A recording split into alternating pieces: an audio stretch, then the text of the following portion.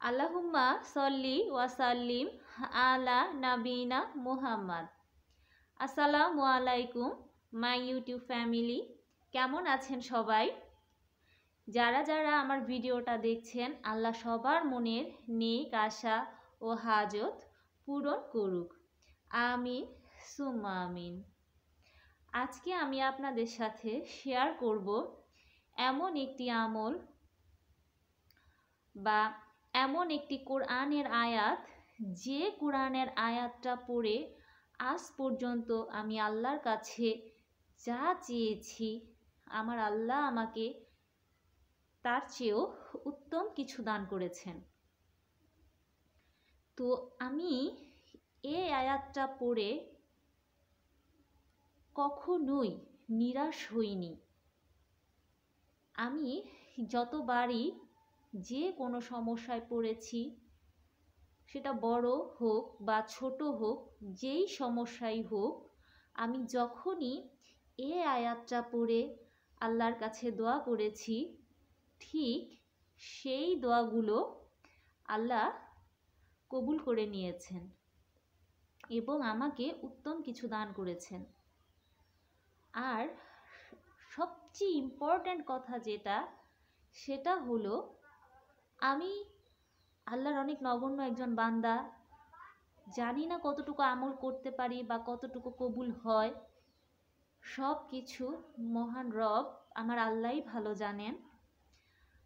তো আমি যতটুকুই আমল আমি এই পর্যন্ত করেছি, তো তার মধ্যে আমি বলবো এটাই হচ্ছে মানে আমার এমন একটা আমল,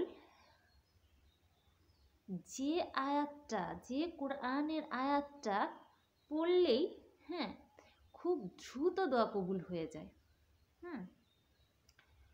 তো এটা হচ্ছে এমন একটা আমল।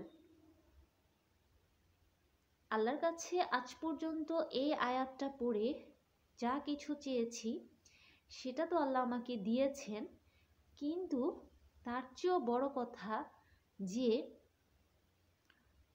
এই আয়াতটা পড়ে আপনি যে দোয়াটা করবেন, আল্লাহর কাছে যা চাবেন, সেটা খুব দ্রুত কবুল হয়ে যায়। খুব বেশি সময় লাগে না। আলহামদুলিল্লাহ, আলহামদুলিল্লাহ, আলহামদুলিল্লাহ।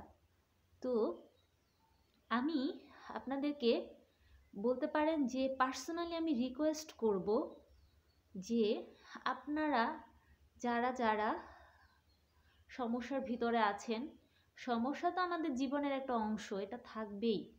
তো যারা যারা সমস্যার ভিতরে আছেন, আপনাদেরকে আমি পার্সোনালি রিকোয়েস্ট করছি যে আপনারা এই আমলটা করে, এই কোরআনের আয়াতটা পড়ে আল্লাহর কাছে দোয়া করুন।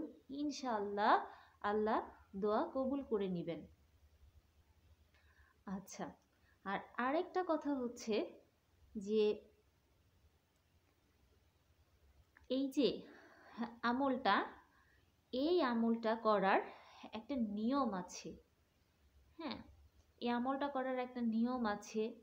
তো এই নিয়মটাও আমি আলহামদুলিল্লাহ আমি সবসময় ফলো করি, আমি সবসময় পড়ার চেষ্টা করি। তো আপনারাও যদি এভাবে পড়েন, ইনশাআল্লাহ আল্লাহ আপনাদের দোয়াও কবুল করে নিবে। আমি একবার না, দুইবার না, অনেকবার এই আমলটা করে, এই কোরআনের আয়াতটা পড়ে আমি আমার দোয়াগুলো কবুল হতে দেখেছি, আমার সমস্যাগুলো সমাধান হতে দেখেছি। আমি বলবো যে আমার জীবনের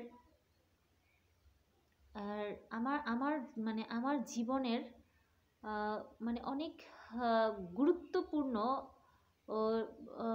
সময়গুলোতে, আমার জীবনের গুরুত্বপূর্ণ সময়গুলোতে আমি যখন এমন সমস্যার মধ্যে পড়ে গেছি যে ধরেন আমার চারপাশটা অন্ধকার, আমার চারপাশটা অন্ধকার, আর এমন একটা অবস্থা যে এখান থেকে ওঠার মতো কোনো রাস্তা আর নাই, ঠিক ওই সমস্যাগুলো আমার দূর হয়ে গেছে এই আয়াতটা পড়ে, যখন আমি দোয়া করেছি তো আল্লাহ আমার দোয়া কবুল করে নিয়েছে। তাই আমি বলবো যে এটা একটা মিরাক্কেল একটা আমল, মিরাক্কেল। আমার মনে হয় কি জানেন, মানে মিরাক্কেল বললেও কম হয়ে যাবে। এটা একটা এমন একটা আমল, আমরা সবাই জানি এটা। তবে আমি যে আমলটার কথা বলবো এটা আমরা সবাই জানি, হয়তো বা অনেকেই ওইভাবে এটাকে নিজের জীবনে অ্যাপ্লাই করে নাই, এটা ওইভাবে আমল করে নাই।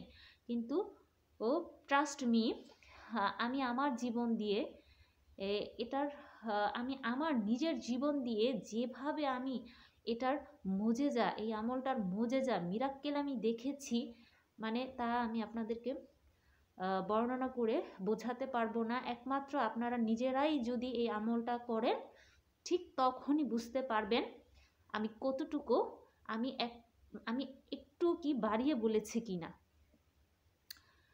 তো এটা হচ্ছে, এই কোরআনের আয়াতটা হচ্ছে সূরা কাসাসের 24 নং আয়াত। সূরা কাসাসের 24 নং আয়াত।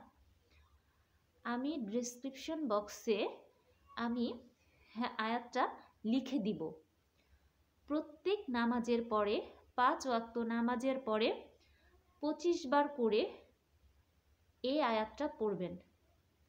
তারপরে পড়ার পরে আল্লাহর কাছে আপনার যে চাওয়াটা আছে সে চাওয়াটা চাইবেন। অবশ্যই দোয়া করার আগে এবং পরে দুরূদ শরীফ পাঠ করবেন। আমি বারবার বলি, দোয়া করার আগে এবং পরে দুরূদ শরীফ পাঠ করবেন। সবচেয়ে ভালো দরুদ ইব্রাহিমটা পড়তে পারলে, আর যদি দরুদ ইব্রাহিমটা না পড়তে পারেন তখন ছোট দরুদ পড়া যাবে, ঠিক আছে? যেমন সাল্লাল্লাহু আলাইহি ওয়াসাল্লাম, এটাও পড়া যাবে। 11 বার পড়তে পারেন, 7 বার পড়তে পারেন দরুদ শরীফ। হ্যাঁ, তো দোয়া করার আগে ও পরে দরুদ শরীফ পাঠ করবেন। ইনশাআল্লাহ নিরাশ হবেন না। আমাদের মুসা আলাইহি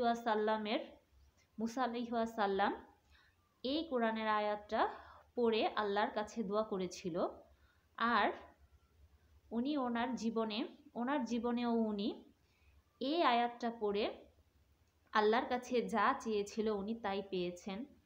এবং এটা শুধু আমি আগে শুনেছি বা শুনতাম, কিন্তু আসলেও মনে হয় যে নিজের জীবন দিয়ে যদি এটা না উপলব্ধি করতাম তাহলে হয়তো বা ওইভাবে অনুভবই করতে পারতাম না যে আসলেও কোরআনের এই আয়াতটার কি পরিমাণ মোজেজা, কি পরিমাণ ক্ষমতা। সকল ক্ষমতা আল্লাহর। ইনশাআল্লাহ আপনাদের দোয়া কবুল হবে, আপনারা এই আমলটা করে দেখবেন। আসসালামু আলাইকুম, ভালো থাকবেন সবাই।